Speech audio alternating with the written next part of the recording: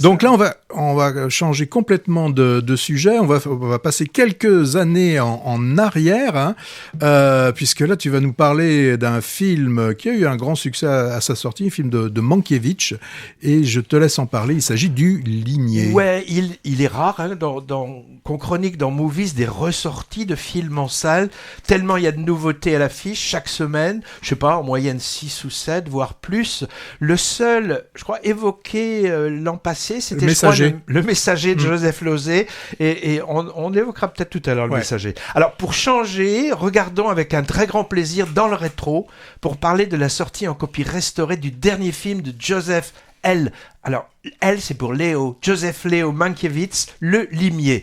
Un petit mot avant sur ce Mankiewicz, un des cadors de l'âge d'or hollywoodien, capable de passer avec talent d'un genre à l'autre, drame, espionnage, fantastique, comédie, peplum thriller et même comédie musicale. Oui, Cléopâtre, c'est lui. Ouais. Voilà, pour une vingtaine de longs métrages au total, avec tout le Gotha des acteurs et actrices de l'époque. Alors parmi ces grands classiques, on peut mentionner entre autres Eve, Bette Davis, ses premiers rôles de Marilyn à l'écran, La Comtesse aux pieds nus, Bogart et Ava Gardner, Soudain l'été dernier, Elizabeth Taylor et Cléopâtre, en effet, 4 heures Cléopâtre, hein, avec le couple Taylor-Burton, et donc ce Limier de 72. Alors, de l'histoire, il faut en dire le moins possible.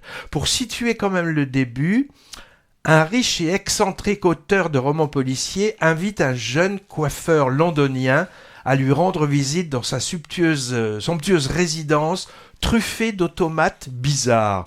Il sait que ce jeune homme a une liaison avec son épouse et il va lui proposer quelque chose. Quoi ? À vous d'aller voir ou revoir la suite.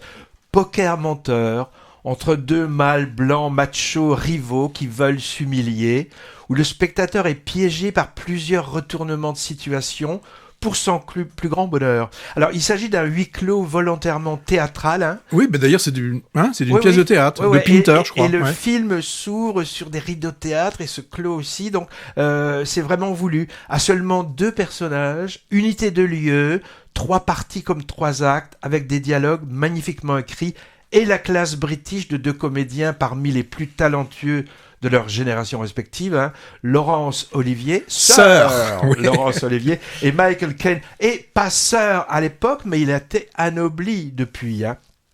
Bijou donc à la mécanique infaillible, mis en scène de façon éblouissante, affrontement entre 2 amants d'une même femme, conflit d'ego, lutte des classes, c'est un des thrillers psychologiques les plus réussis et jubilatoires, moi je trouve, de toute l'histoire du cinéma.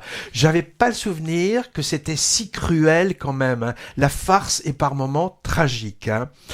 Patrick Brion, ça te dit quelque chose? Grand critique, spécialiste du cinéma américain. Ce soir, nous allons voir un film. Et présentateur à la télé du cinéma de minuit de notre jeunesse, a dit « C'est un film à savourer plan par plan et phrase après phrase ». Je vais le dire avec son phrasé « C'est un film à savourer plan par plan et phrase par phrase ». Je peux rien rajouter.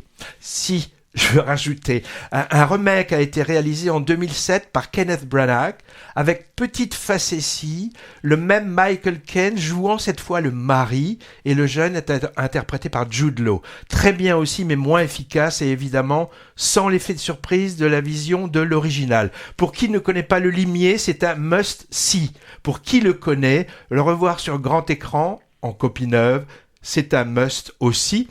Puisque, au courant des manipulations successives de l'histoire, on peut s'attacher à voir comment la mise en scène piège le spectateur. Le Limier est encore visible quelques jours à l'Utopia de Bordeaux et ailleurs, j'espère, proche de chez vous.